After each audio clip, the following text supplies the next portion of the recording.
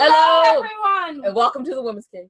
Yeah, I let you have it this time. Thank you for giving it to me, Winona. See, she's in a sharing, wonderful mood. I am, because today was the day that we were supposed to get amazing news, but they postponed it. So I'm like trying to find happiness and graciousness wherever I can get it. Yes, but as you know, that we are the co-authors and I almost forgot to introduce myself because that's hilarious. You know we do that all the time on this show. I'm Jade. And I'm Winona. Yeah, one. The jabs aren't right, but I just let it go. So we are the co-authors and co-founders of the And I Thought Ladies and the And I Thought series. What's the And I Thought series, you might ask? Some people would call it an anthology. We don't call it that. We call them guides to life. That's what we call it. Do you know why we get to do that? Because we wrote them. Yeah. So it works well. So what's up? We can do this. Yeah. So, okay. So let's do them in order. Here we go. And I thought divorce was bad. And I thought being grown up was easy. And I thought I could juggle it all.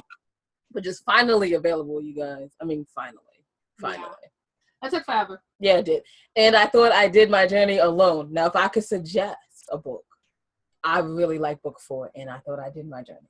She does. It's like she has a favorite child now. So she's like showing it off to everyone. Here, look at this. Look at it. I'm like, no, this book was cool. This book is cool. That book is good. This book is nice.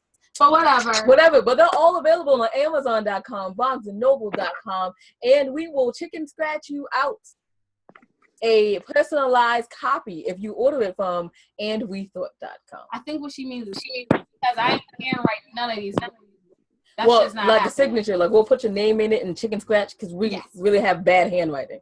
This is why computers were made for us. Yep. Typewriters even. I mean, I go back in the day. I will take a typewriter. I'd be like, you know what? I have no computer. You're gonna be like a mimeograph. Oh wait, I'm not that old. A personal secretary to write it for me. Whatever it is, I need people. Mentioning that, if there's a personal secretary out there that wants to volunteer their time to write any and all of my books, I'd be more than happy. I'm joking. Anyway, we have a really cool guest with us today, and if you looked at Facebook at all or Twitter or our feed at all we said this week is London celeb, London celeb, London celeb. So we have the beautiful, and she can finish the rest of that because I'm not messing up a London celeb's name. We're not doing it. Right, it's Shayma Perea. And I met the lovely ladies in London a couple of weeks ago. So it's really lovely to be here and to be talking to you. I think I'm going to talk to you about journalism, aren't I? Yes. Or yeah, anything else that you absolutely. would like to speak on. I don't care. Just No, I can talk about anything, but my background is journalism, and I went on to write novels, and I do broadcasting, and I've had a play performed, but I do all sorts of bits and bobs. But what I'm most excited about is new writing, new people, new stories, and that's why I'm really excited to be here talking to you. If I read it correctly, you wrote for a newspaper? Right? I did. I used to write for The Guardian, which is one of the big national newspapers in England, because as you know, England has only national newspapers because it's quite a small country, unlike the States, which has big newspapers in each kind of large district. Yeah. Yes, it was so cool because I called someone and I was like, we're going to have a former journalist for the Guardian. Are you jealous yet? Yeah, you couldn't even book that for your other show. Ha ha ha ha ha. Actually, I was the youngest ever journalist on The Guardian, though the crown was taken a year later. But for 1 year, I was the youngest there, so that was great. I was 23, which was good. Yes. And funnily enough, I've just come to talk. As long as you got to have the crown. It doesn't matter if Yeah, I did have the crown. I did have the crown, absolutely. And the sash. Yeah. You have it. Well, actually, that sounds a little bit like Winona. So Winona would be like, it's mine. Mm-hmm. Yeah. I think I was a bit more of a pussycat than Winona. I didn't fight for it. I should have kept it. Like someone would have got hired. They were like, I'm 22. I'd be like, and I'm 21 now. Yeah. You can do what you would like. And she would I had the wrong teacher. That was my problem. I would, if you had been around then. I don't think you were even born then, but if you had been, then I would have learned from you. Oh my goodness, there's a very large lorry driving past me, but it's gone. Phew. Oh my goodness, I love the fact that you call it Lori. I'm sorry, we're gonna stop because you already know that we're gonna sound dumb, and I think it's good to have the English people back so they can sound so intelligent and we can just sound, regular. Yeah, what, saying there's a lorry going past? Yeah, it's not very exciting. No, it's the word lorry. We would be like, yo, this is tractor trailer. Right. Oh, okay. Or big rig, and you're gonna be like, it's a lorry. I was like, look at that. It's just so fancy. Well, you also know how small the streets are in London, so it was literally about 1 inch from my window. Okay, let me just be honest. I thought I was going to die like several times when we were in London. I said, I don't think the car could take on that bus. I just don't. Yeah. I see head-on collision, and I'm gonna pretend like I don't. And one of our co-authors was like, what? Yeah. You're gonna die. And I was like, the guy didn't look like he was sweating, so I figured this is just how they do. Yeah, we just squeeze past. We're so used to it. I can honestly squeeze past with an inch either side, and I can even park with an inch either side. It's just, you're just so used to it. I mean, there's just no space here at all for anything, so you learn. Oh my goodness. I noticed that, and yes. I was very, very sad. We were. Very sad, because I was like, they need bigger houses. People should be allowed to have much bigger houses. Yeah. There's no space. There's no space in London. They can't fit the people in that they've got. It's so sad. Hey, but it's a nice city, though. It's pretty cool. It was fun. It's gorgeous. But we can only dream of yards and pools and that sort of thing. We can only dream of those. Oh, really? You guys don't have pools? Yeah. In your no. I'm saying we can only dream of those in London because there's just no space. Oh. Yeah, we couldn't have a porch and all that sort of stuff that you see in American movies. Sort of looks like every American has this sort of massive house with a big veranda and a pool and all of these sort of things.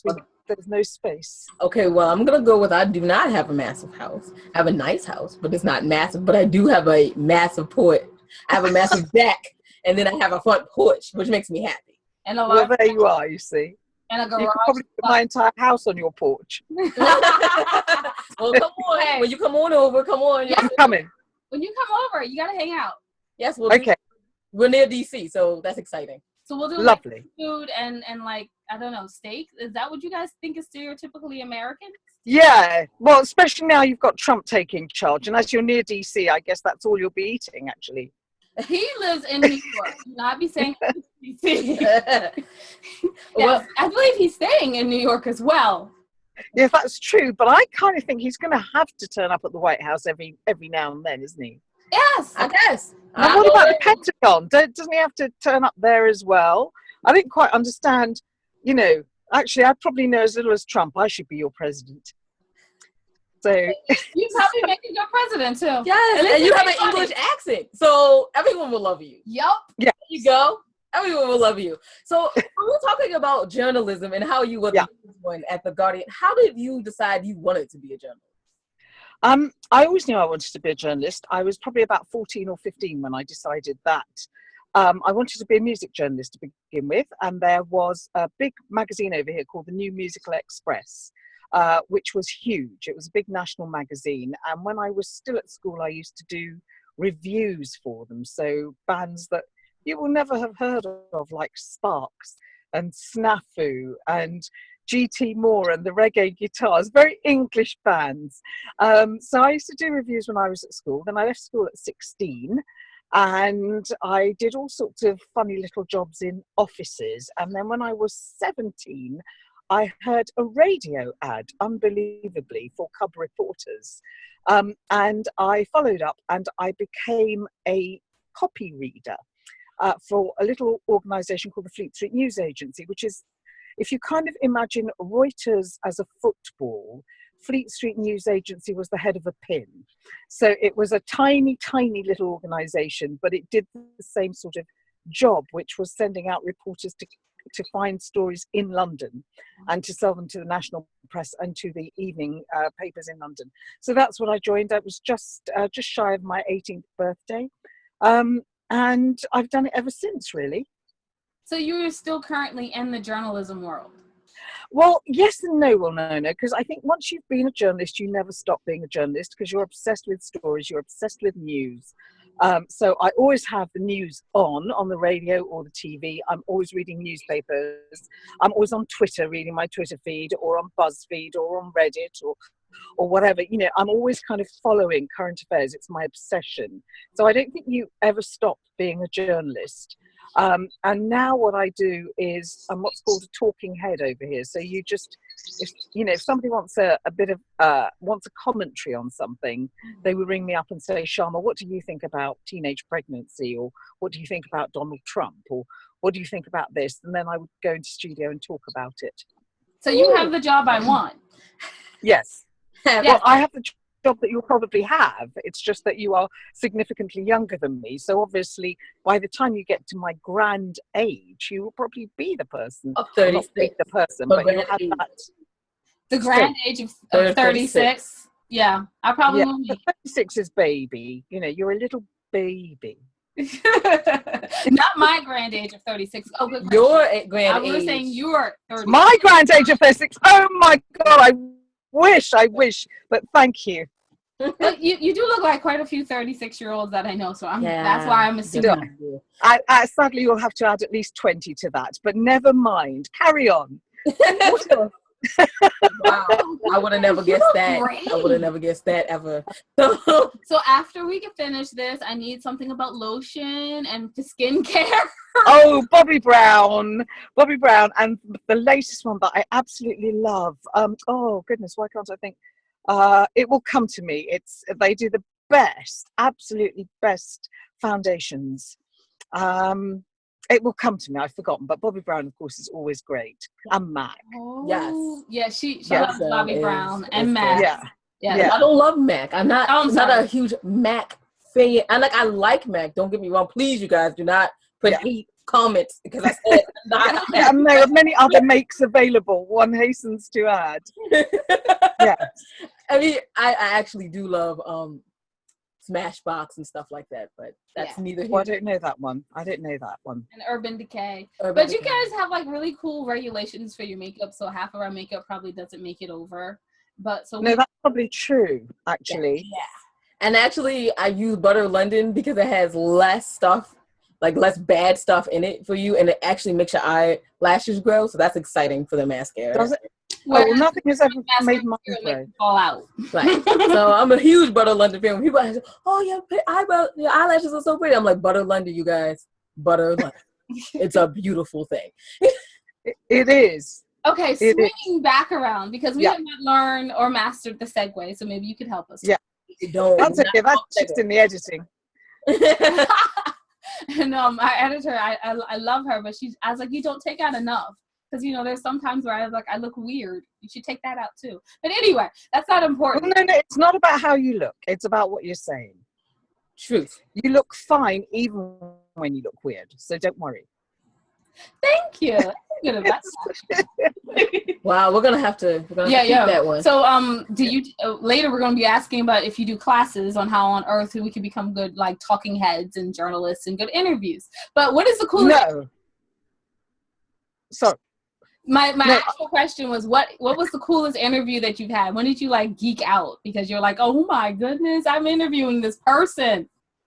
Well, I can remember, given my great age, interviewing the Sex Pistols when they had just become famous. Now, do you know who the Sex Pistols are? Yeah, you see how Miles like.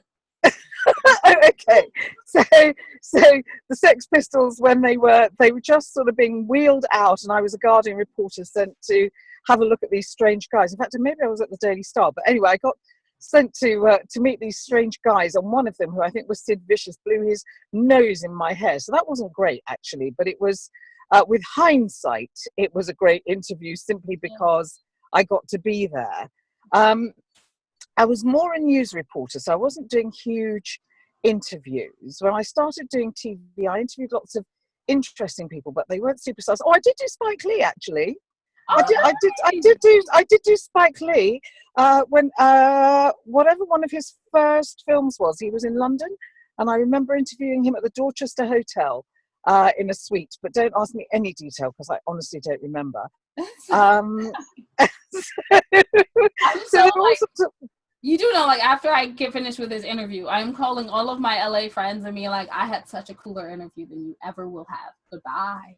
Yeah, but you know what? I didn't, because he was quite new. One didn't sort of recognize always that this was a really seminal moment in your career to be talking to them, So it's kind of, I mean, the great thing, I suppose, about journalism is you treat everyone the same. Exactly.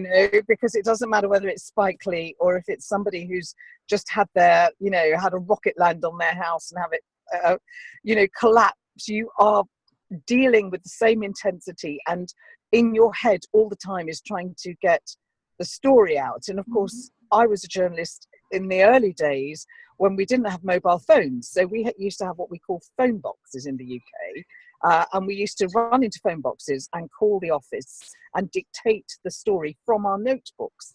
So what you learned very quickly was to be able to structure a story in your head and to actually be writing it in your head while looking at the notes that you were using for the quotations and things and the detail.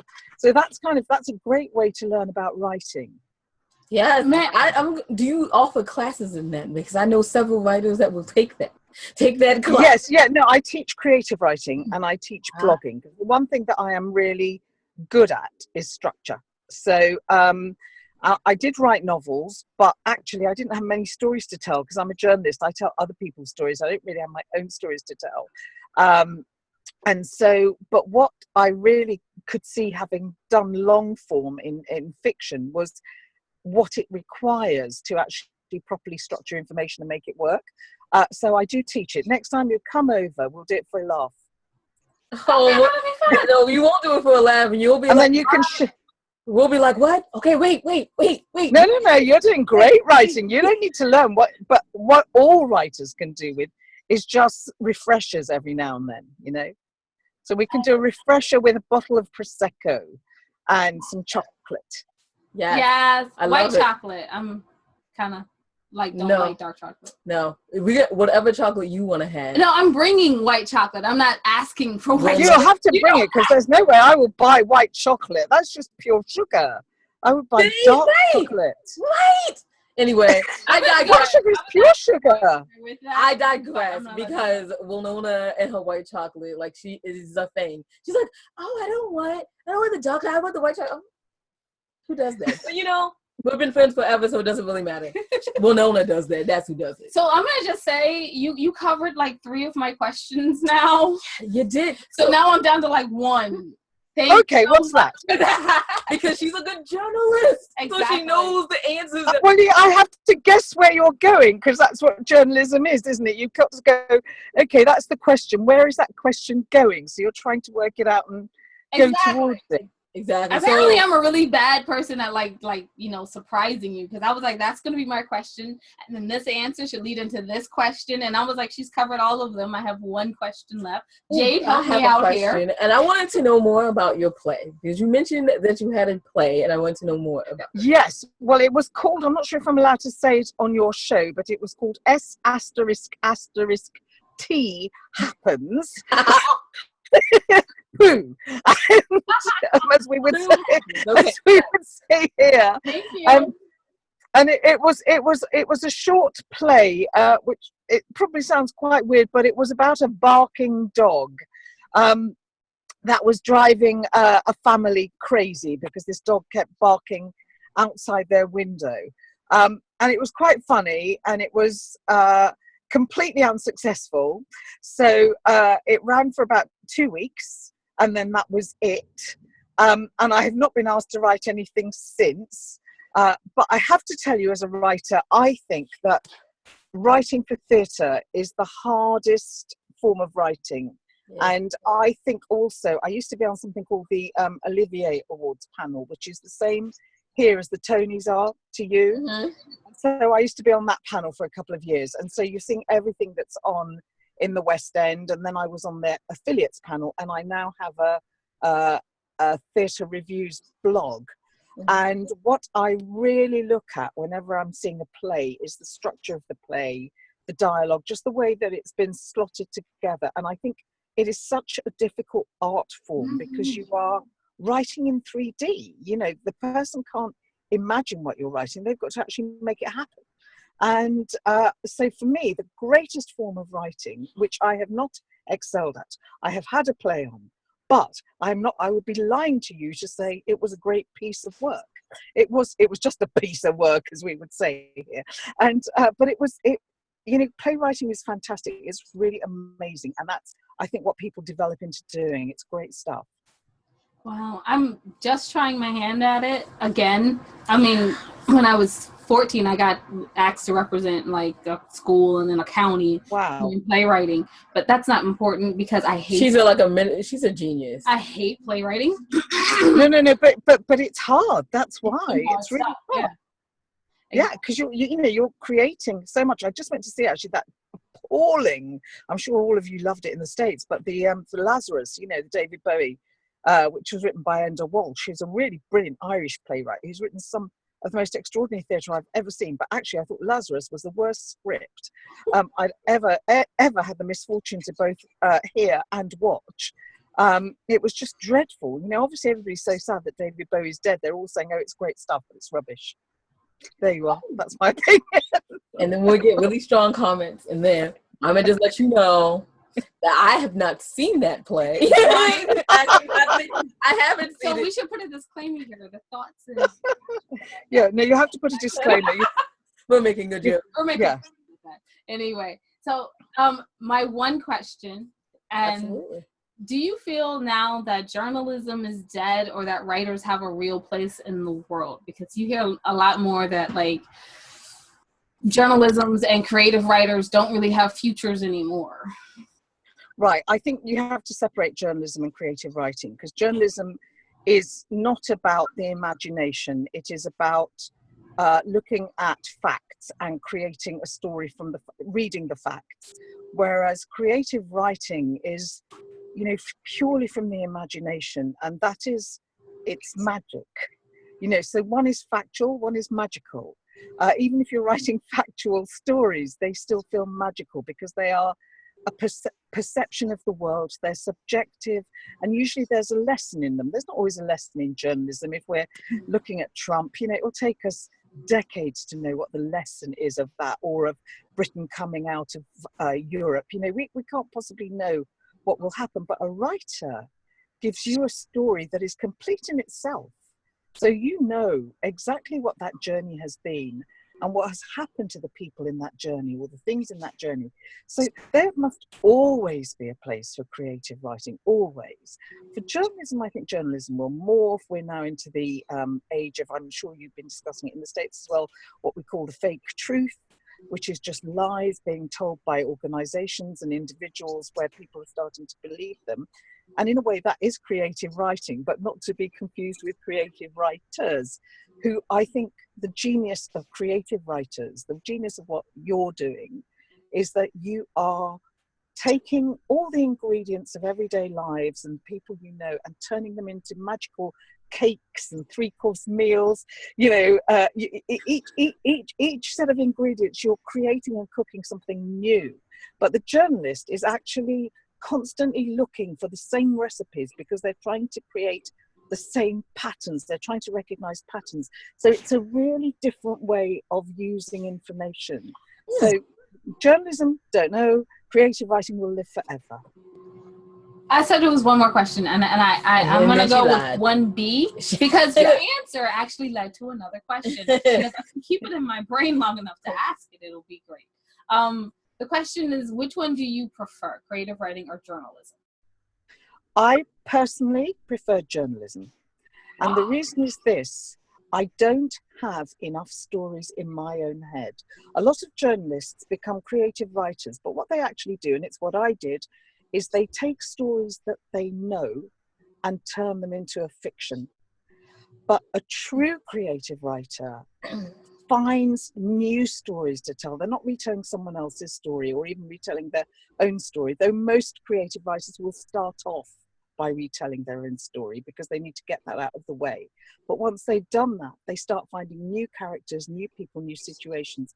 I can't do that. I'm a journalist, absolutely to my bones. I want to know why you tick and how you tick. I don't want to create someone that, you know, is somehow telling a universal truth. So I think that is the difference between journalism and creative writing, and it's why I will teach creative writing. But I don't think, I may have 2 more novels left in me, but that's it. Whereas I think I will be a journalist till the day I die. Wow. I'm going to say, although you said that you're not a creative writer, you have woven quite an auditory tale. You have. That was engrossing, compelling, and had hairpin turns. One of them being when you took all 3 of my questions. I could write a short story about this interview. I was like, yes, literally. Well, remember, I said being a journalist is getting to know you and your stories. So that's what I'm doing. I'm mining your minds. But what I can never do is take your imaginations, and that is what sets you apart. Oh, you're so sweet. She's so sweet. On that note, I'm going to end that because I'm going to take that compliment forever. Forever. I'm going to take it and we'll be like, it's mine. It's mine. You can't have it. So normally we'd have something fun and possibly a smart segue, but we're just going to ask you, where do we find you online and sign up for classes? I have a theatre blog called Monkey Matters theatre.com, and I tweet as Portfolio Woman. Ooh, fun. What is Portfolio Woman? I heard that. I'm going to ask questions later. Okay, you guys, this has been the London Celeb, and would you like to say your name again? Shayma Perea. Shayma Perea, because I'm not messing that up. No, it's spelled very strangely. Yes. And we are the End I Thought Ladies. I'm going to try taking this from JD. So you guys, if I mess it up, I sincerely apologize. I'm going to laugh at her. And this is the wrong one to mess it up on. So anyway, let's go. Anyway, we are the co-founders, co-authors, and of course the co-hosts of the End I Thought Ladies, the speaking group, the television show, and the radio and podcast, blah, blah, blah, blah, blah. Anyway, we wrote the books, and us and 11 ladies. Okay, we wrote the series of books, the And I Thought series. Wow, she didn't get it right. I had to step in, you guys. So the And I Thought series, the And I Thought divorce was bad, and I thought being grown up was easy. Do not destroy my set. And I thought being okay, and I thought I could juggle it all, and I thought I did my journey alone. All available on Amazon.com, BarnesandNoble.com, and as we said, we will. If you order it from andwethought.com, which is our website, we will sign your book. Or may it be not so much chicken scratch, but it will be chicken scratch. We'll write you a lovely passage and everything in it, but it'll be chicken scratch. Sorry about that, Sorry, y'all. but- I say I write like a doctor. I just ain't got the doctorate degrees. But anyway. Oh, also, you guys can check us out next week. We will be co-hosting the virtual Self-Publishing Summit. It will take place December 16th and 17th. And I can't believe the person asked us to co-host another summit because she knows we're silly. Yep, we fooled her again. I'm so excited about doing this. Anyway. Yeah, we get to interview like people around the world. It's gonna be weird. Fun. It's gonna be weird and cool. So we're trying to get our professional on. Thank you so much for letting us practice. Nice. And so we were gonna say that our tagline, wisdom is all around you. If you're open to finding it and accepting it. She always does that so much better than us. So peace and love from Winona and Jade. Bye-bye, you guys.